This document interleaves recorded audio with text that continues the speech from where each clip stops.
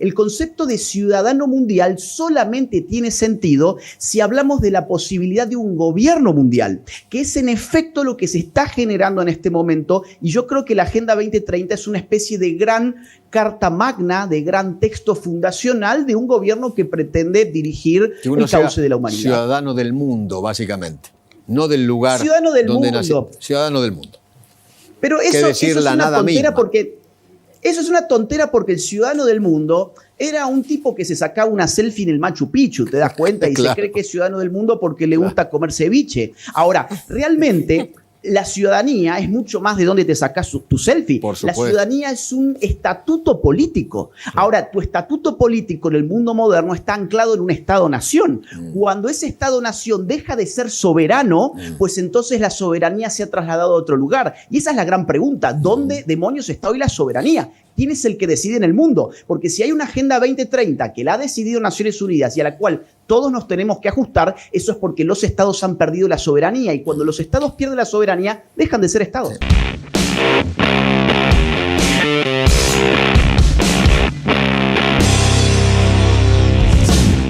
Se presentó el otro día Agustín Laje.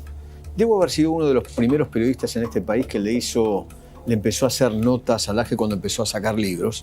El último libro que presentó en la Feria del Libro fue Generación Idiota. Miren cómo fue ovacionado. Esa generación es el liderazgo. Y esa es la conclusión a la que se ha llegado, por ejemplo, en el Ministerio de Igualdad de España. El niño tiene derechos sexuales y eso significa que él puede elegir con quién se va a acostar. Así esa persona sea mayor de edad. Eso es lo que en el mundo de la industria cultural vemos, por ejemplo, en el campo de la moda. No sé si han visto las publicidades. Bueno, faltaba justamente esa parte. Me la debes, Petiti. Generación Idiota se llama el libro. Agustín Laje, ¿qué tal? ¿Cómo va? ¿Qué tal, Eduardo? ¿Cómo anda, querido mío? Gracias por la comunicación. ¿Por dónde andas? Bien, bien. Y quiero decir que es cierto, ha sido prácticamente el único periodista que en todos estos años me ha hecho alguna nota por allí. Eso es cierto. Sí, querido Agustín, ¿por dónde andás? ¿Estás en España? Estoy ahora en España. Y te aclaro una cosa, ese video que recién pasaron fue 2 días antes de Buenos Aires, en Bogotá. En Bogotá. Donde fueron 3.000 personas fueron a ese evento. Fue impresionante. La Feria del Libro de Buenos Aires fue el evento más grande de todos, con más de 1.000 personas. Pero el de Bogotá ya fue tan monstruoso que pusieron 2 carpas con pantallas gigantes afuera porque se les desbordó. Fue, la verdad, impresionante. Nunca viví algo así. Contame una cosa, ¿de qué va el libro Generación Idiota? ¿Por qué lo llamás así? ¿Y quiénes son esos idiotas? Hago este brevísimo corte comercial para comentarte que este video está patrocinado por el Instituto N&W Professional Traders. Si querés aprender a invertir, hacelo como un profesional. Bueno, la gente tiende a creer que estoy llamando idiota a los jóvenes y eso no necesariamente es cierto porque hay muchos jóvenes que están despertando. La idea es que nuestra sociedad tiene dispositivos adolescéntricos que generan presiones en el mundo adulto que quieren parecerse cada vez más a adolescentes idiotizados y que al mismo tiempo tiene dispositivos que operan sobre niños para hipersexualizarlos y hacerlos crecer antes de tiempo. Al mismo tiempo, todo lo que vivimos en términos políticos, lejos de ser político, es una referencia al ombligo de cada quien. Y eso es lo que los antiguos griegos llamaban idiota. Para el antiguo griego, el idiota no era un simple insulto. Era un tipo de sujeto que no participaba en política porque creía que toda la realidad estaba en su propio ombligo. Claro. Hoy, cada vez que hablamos de política, parece que estamos hablando del ombligo, por ejemplo, de ciertas minorías que creen que la política es lo que hacen en su cama, que creen que la política son sus autopercepciones, que creen que la política son sus pronombres de género, y ahí tenemos, por ejemplo, el estrellato de, no sé si te acordás, el Les Pibis. Sí, claro. ¿Te acordás que fue? Obviamente. Bueno, por ejemplo, ese es un claro Grimson, representante creo de la que el generación apellido idiota. es Grimson, el de Les Pibis, que es funcionario público, ¿no? Sí, Luca. Bueno, mientras ese sujeto disciplinaba con esta ridiculez del lenguaje inclusivo, en Argentina teníamos más de 300 niños menores de 5 años muriéndose de hambre, por ejemplo. Que murieron de hambre, ese mismo año. O, por ejemplo, tenemos más de 1.300.000 niños que están en estado de indigencia. Tenemos un 54% de niños en estado de pobreza. Pero ¿qué piensa la juventud idiota? La generación idiota en este caso. Piensa en que la revolución política es un pañuelito verde, piensa que la revolución política es apostar por un modelo que gobernó durante 16 años y que nos llevó a tener al 40% de la población bajo la pobreza, que tenemos una inflación de 100%, que tenemos una brecha cambiaria que ya es insoportable. Bueno, a ver, no hace falta que yo abunde en esto. Lo que pasa es que aquí hay dispositivos de idiotización que han manipulado a distintas generaciones. Evidentemente el foco ha sido puesto en la juventud, pero al mismo tiempo dentro de esa juventud hay una gran porción de gente que ya está despertando y por eso el libro ha sido dedicado para ellos. ¿Crees que la Agenda 2030 es la gran bandera de la izquierda internacional en estos momentos? Sí, y te voy a decir más, es una agenda neoimperialista, es una agenda neocolonial y es una agenda profundamente antidemocrática. Y esto es muy importante porque la izquierda siempre se disfrazó con esos ropajes discursivos. Claro. Vos te acordarás el antiimperialismo, claro, el anticolonialismo. Bueno, ahora vamos a hacer una pregunta para la gente que nos ve. ¿Alguien sabe qué demonios es la Agenda 2030? ¿Alguien sabe, por ejemplo, que eso está compuesto de 17 objetivos que distribuyen una serie de metas? ¿Alguien sabe cuáles son? ¿Alguien sabe? ¿Alguien los ha votado? ¿Alguien tiene alguna mínima noción de cómo se implementa todo eso? Porque, por ejemplo, te voy a dar 3 casos, ¿sí? Podríamos hablar de mucho más. La meta 5.6, o sea, la meta 6 del objetivo número 5, le pide a todos los países del mundo básicamente legalizar el aborto. Claro. Si nosotros creíamos que el aborto era una cuestión de Argentina, los pañuelos verdes, no, el aborto ha sido una decisión de Naciones Unidas, ¿bien? Que obviamente se disfraza con ropajes pseudodemocráticos en cada una de las naciones, allí donde esto se puede hacer, en otras va por otras vías. O, por ejemplo, la Agenda 2030 en su objetivo de educación, una de sus últimas metas, impone una educación basada en ciudadanía mundial.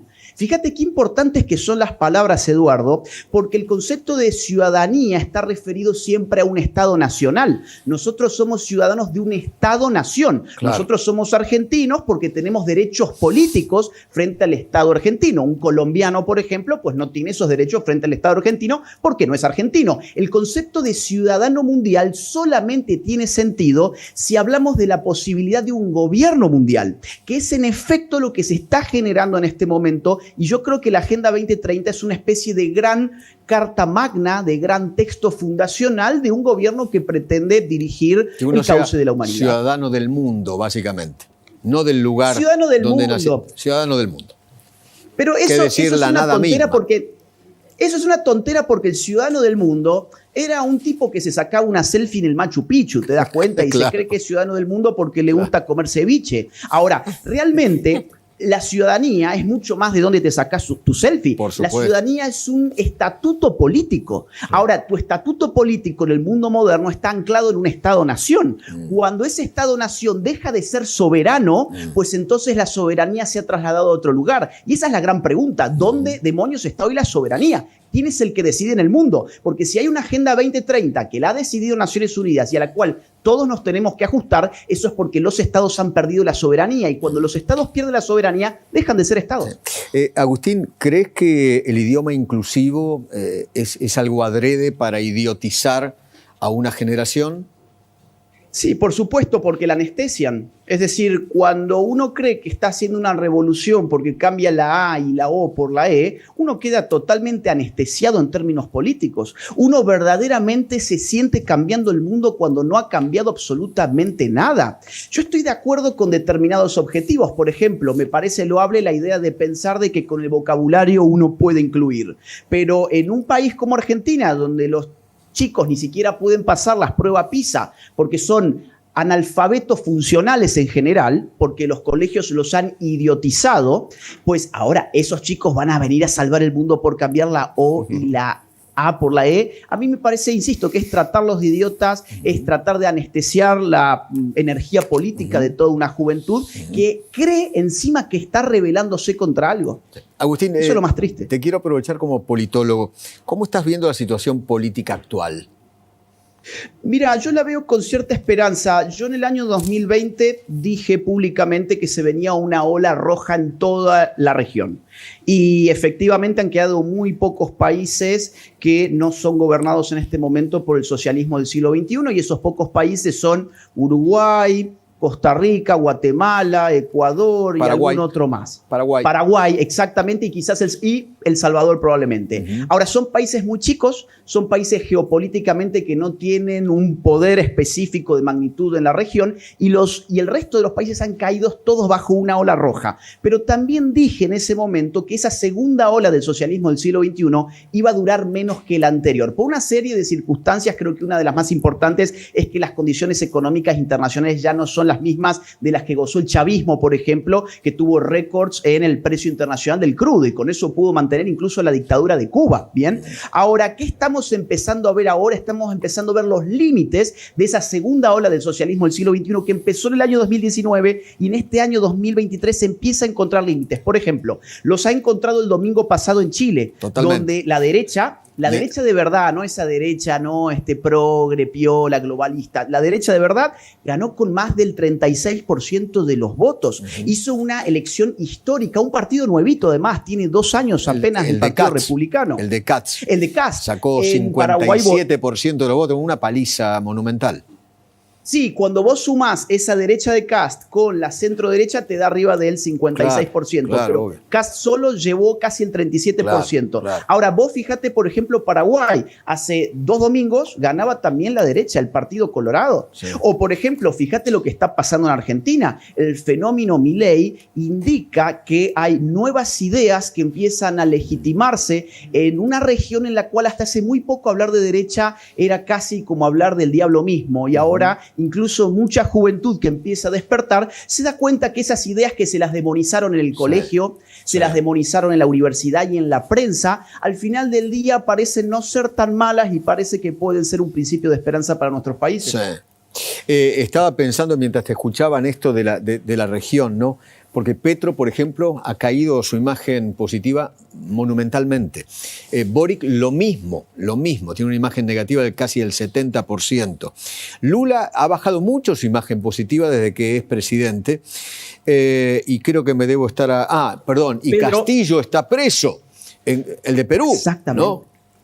Exactamente, y fíjate en el caso de Colombia, qué interesante, porque Petro ni siquiera tuvo 100 días de luna de miel. Por eso. Petro en esos primeros 100 días se les disparó el dólar, que pasó de 4.000 pesos colombianos a 5.000, una devaluación tremenda, y su popularidad se vino a pique. Las masacres que hay en este momento en Colombia están multiplicadas con un presidente que dice apostar por la paz. O fíjate el caso del maoísta Pedro Castillo, ¿por qué termina preso? ¿Por qué termina fuera? Porque es un corrupto, como todos estos socialistas. Mira, Eduardo, a ver, el gran cáncer en nuestra región se llama envidia, porque esa envidia se puede manipular ideológicamente para hacerle creer a la gente que podemos ser iguales si apostamos por un líder que nos iguale. Vos fíjate la poría en cuestión, que tenemos que darle todo el poder a un igualador que se convierte en un desigual respecto de nosotros, pero que nos va a igualar a todos. Eso es el absurdo con el cual hemos estado lidiando y que tiene en el fondo una miseria moral que lo moviliza, que es la envidia, es el resentimiento humano.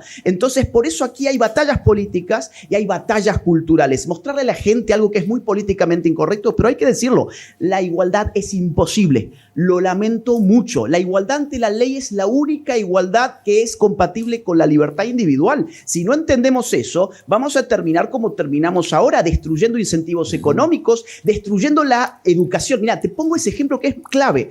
Vos fíjate cómo han destruido la educación en el nombre de la igualdad. Ay, no, pobrecitos los chicos que no quieren estudiar, no les vamos a hacer exámenes. Pobrecitos los chicos que sacan malas notas, no los vamos a tratar de brutos porque van a tener un problema de autoestima. Entonces vamos a bajar la vara para todo el mundo, de modo que todos terminen igualados. Eso que lo podemos explicar y ver todos los días en el campo de la educación es lo mismo que pasa, por ejemplo, en el campo de la economía. Y hemos apostado por esos caudillos que nos prometen igualdad cuando lo único que generan es corrupción, estatismo, pobreza generan aparte masas embrutecidas que se les vuelven adictos al poder porque se dan cuenta que sin el caudillo igualador su vida ya carece de sentido, han perdido hasta tal punto el sentido de la responsabilidad individual que no pueden conducir sus propias vidas sin un caudillo que las dirija. Ese es el estado de la Argentina hoy y el estado de la región en general. Sí. Agustín, te agradezco infinitamente y te agradezco no ser políticamente correcto. Gracias a vos, Eduardo, y destaco una vez más, uno de los únicos periodistas de la Argentina que me ha abierto la cámara y el micrófono ha sido vos, y voy a estar infinitamente agradecido por siempre. favor. Un abrazo gigante. Por favor, algunos te descubrieron recién ahora. Abrazo muy grande. Abrazo muy grande. Chao.